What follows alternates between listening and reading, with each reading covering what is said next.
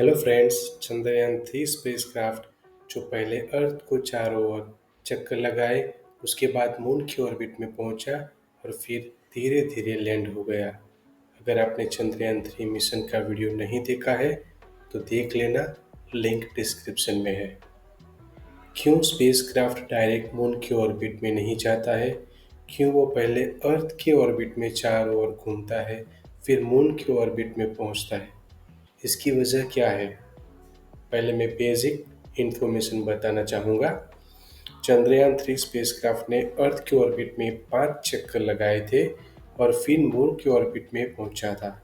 Spacecraft जो पृथ्वी की orbit में पृथ्वी की सबसे नज़दीक की जगह पे होता है, उस पॉइंट को पेरिसी पॉइंट कहा जाता है और दूर की जगह को एपोजी पॉइंट कहा जाता है। ये दो वर्ड्स याद रखना, मैं बार बार यूज़ करता रहूँगा। चंद्रयान 3 स्पेसक्राफ्ट ने पहले ऑर्बिट में 173 kilometre पेरिसी and 41,762 kilometre apogee point पे था। यानी कि स्पेसक्राफ्ट पहले राउंड में पृथ्वी से 41,762 किलोमीटर की दूरी पे था। ये 15 जुलाई 2023 को हुआ था।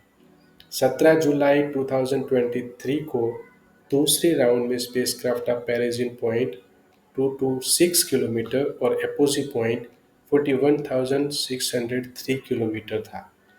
18 जुलाई 2023 को तीसरे राउंड में पेरिजी पॉइंट 228 किलोमीटर और एपोजी पॉइंट था 51,400 किलोमीटर। 20 जुलाई 2023 को चौथे राउंड में पेरिजी पॉइंट 233 किलोमीटर और एपोजी पॉइंट 71,351 किलोमीटर पे था। 25 जुलाई 2023 को लास्ट राउंड जो पांचवा राउंड था, उसमें पेरिजी पॉइंट 236 किलोमीटर और एपोजी पॉइंट 1,27,603 किलोमीटर की दूरी पे था। अब सवाल ये उठता है कि स्पेसक्राफ्ट क्यों इस तरह से पृथ्वी से दूर और चांद की नज़दीक पहुंचता है? क्यों ये टेक्निक यूज होती है? क्यों डायरेक्ट बिना चक्कर लगाए मून की ऑर्बिट में नहीं जाता है? सो आइए देखते हैं इसके रीज़न, इसके कारण क्या है।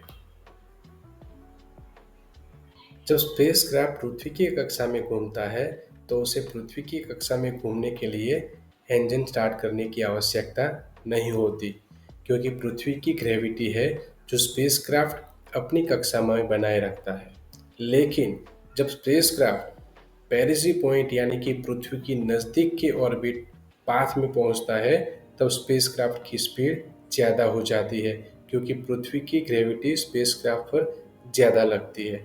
जितनी नज़दीक स्पेसक्राफ्ट पृथ्वी से होता है उतनी ही स्पीड ज़्यादा हो जाती है। स्पेसक्राफ्ट का इंजन पेरिसी पॉइंट से स्टार्ट होता है, तब स्पीड डबल हो जाती है, क्योंकि पृथ्वी की ग्रेविटी तो लगती है, साथ में इंजन जब चालू होता है उसकी भी स्पीड होती है। जब पेरिसी पॉइंट पे इंजन स्टार्ट होता है तो इंजन प्लस ग्रेविटी दोनों की स्पीड लगती है। चलो एक एग्जाम्पल से समझाता हूँ। जब कोई लड़का दौड़ता है और उसके पीछे दूसरा कोई उस आके धक्का मारता है, तो उसकी स्पीड ज़्यादा हो जाएगी, स्पीड डबल हो जाएगी, शायद वो लड़का गिर पड़ेगा। उसी तरह पेरिसी पॉइंट से इंजन स्टार्ट करते हैं, तब डबल स्पीड मिलती है, ग्रेविटी प्लस इंजन स्टार्ट होता है उसकी। सो इसका यही कारण है कि स्पेसक्राफ्ट मून पे डायरेक्ट नहीं जाता है, अर्थ के ऑर्बिट का यूज करके वो पहुंचता है।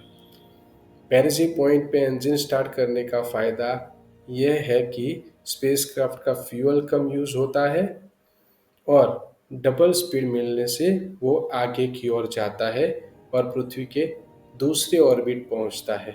स्पेसक्राफ्ट का इंजन कंटिन्यूअस चालू रखा नहीं जाता। जब एपोजी पॉइंट के आसपास वो पहुंचता है, तब इंजन शट ऑफ कर दिया जाता है और अगेन वो पेरिसी पॉइंट पे आता है, तब फिर इंजन स्टार्ट करके तीसरे में पहुंचता है, तीसरे ऑर्बिट में पहुंचता है।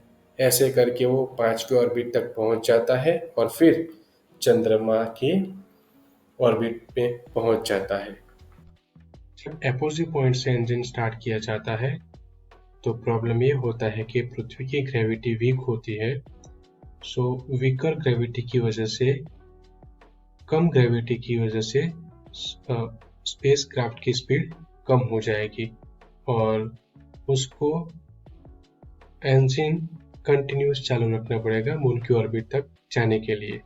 अगर हम कंटिन्यूस इंजन चालू रखते हैं तो फ्यूल जल्दी खत्म हो जाता है और वो मून की ऑर्बिट तक पहुंच नहीं पाता है, क्योंकि फ्यूल हमें बहुत चाहिए मून की ऑर्बिट तक जाने के लिए अगर अपोजिट पॉइंट से इंजन स्टार्ट करते हैं तो। सो यही रीज़न है कि हम अपोजिट पॉइंट से इंजन स्टार्ट नहीं करते हैं, पैरेजी पॉइंट से इंजन स्टार्ट करके मून की ऑर्बिट तक पहुंचते हैं।